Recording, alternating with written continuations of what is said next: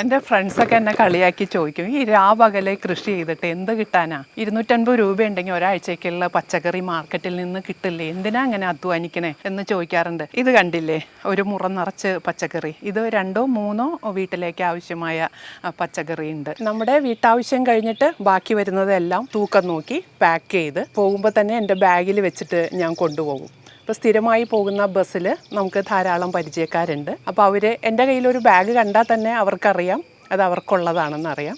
അപ്പോൾ അവരത് ന്യായമായ വില തന്നെയാണ് നമ്മുടെ കയ്യിൽ നിന്ന് സാധനങ്ങൾ എടുക്കുന്നത്. പലരും ചോദിക്കാറുണ്ട്, ഇതിങ്ങനെ തൂക്കം നോക്കി പാക്ക് ചെയ്ത് ഓഫീസ് ബാഗിലൊക്കെ വെച്ച് കൊണ്ടുപോകുമ്പോൾ നാണാവില്ലേ എന്നൊക്കെ ചോദിക്കാറുണ്ട്.